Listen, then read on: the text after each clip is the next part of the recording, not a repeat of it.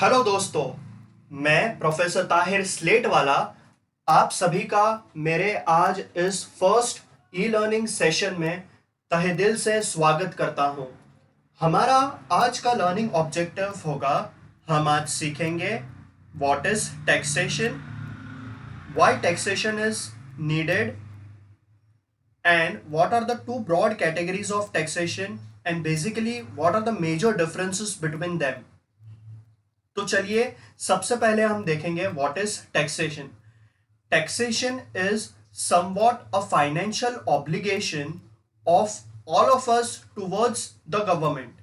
Financial obligation का मतलब यह होता है कि हमारा सभी का कर्तव्य है गवर्नमेंट की तरफ कि हमारे इनकम का कुछ हिस्सा हम गवर्नमेंट की तरफ उसे कंट्रीब्यूट करें।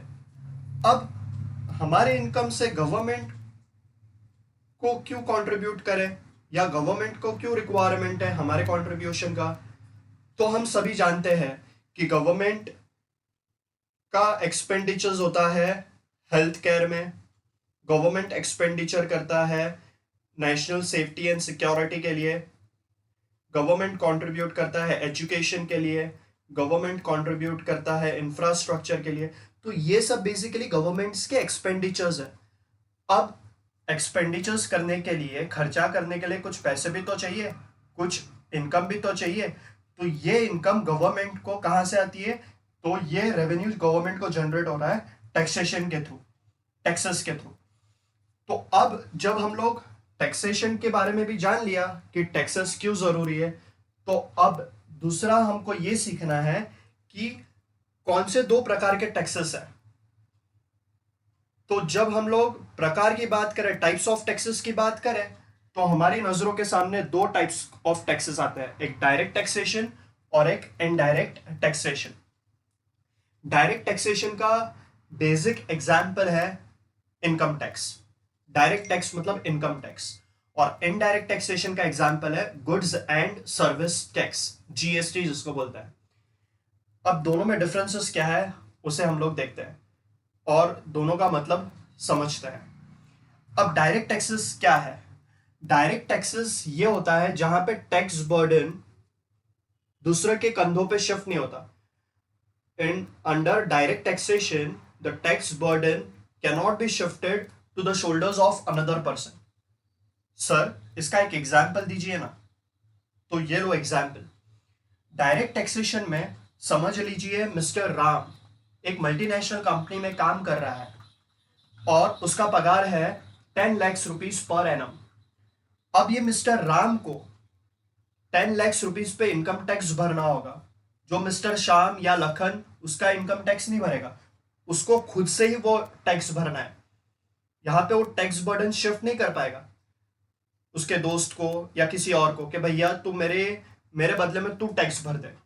नहीं, उसको खुद को ही वो अपना टैक्स भरना है। पर इसके अपोजिट में अगर देखें इनडायरेक्ट टैक्सेशन में, तो इनडायरेक्ट टैक्सेशन में टैक्स बर्डन शिफ्ट हो जाता है। कैसे शिफ्ट होता है? तो आइए एग्जाम्पल में देखते हैं।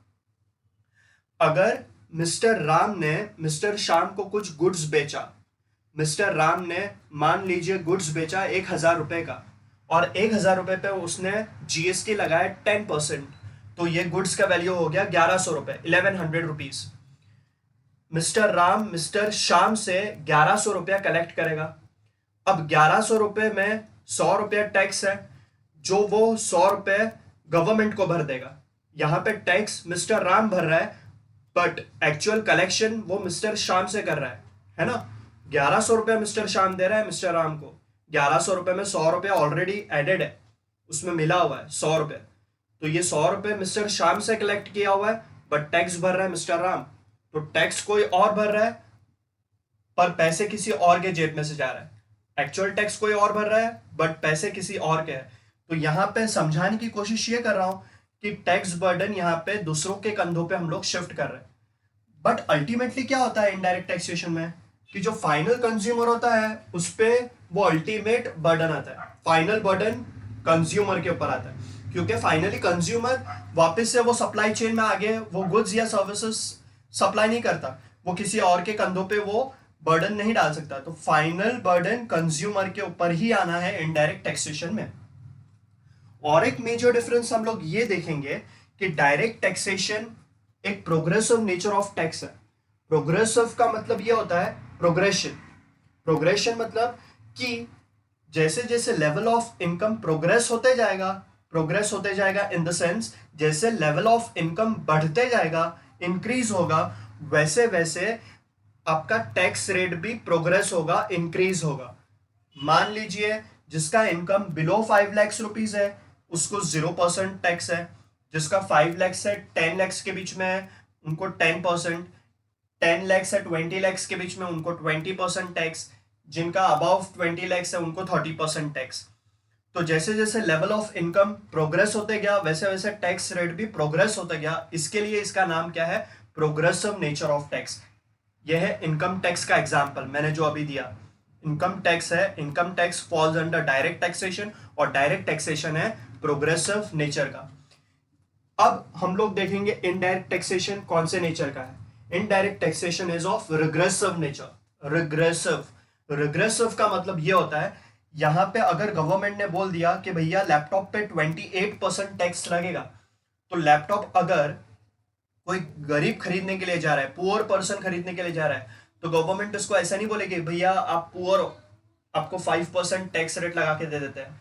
और कोई अंबानी खरीदने के लिए लैपटॉप गया तो भाई आप 28% टैक्स भरो या 50% टैक्स भर दो, क्योंकि आप तो बहुत ही अमीर हो, आप टैक्स भर सकते हो। नहीं, यहाँ पे रिग्रेसिव नेचर का मतलब यह है irrespective of level of income the same percentage of tax will be levied on the particular item, goods या सर्विसेज के ऊपर। रिग्रेसिव मतलब नेचर ऑफ टैक्स या रेट ऑफ टैक्स यहाँ पे डिफर नहीं होगा।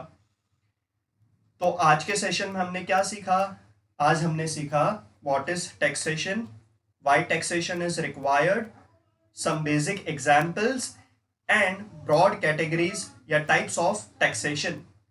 हमारे नेक्स्ट सेशन में हम देखेंगे कि जीएसटी क्या है, जीएसटी के फीचर्स, उसके एडवांटेजेस और उसके लिमिटेशंस। आज के लिए इतना ही।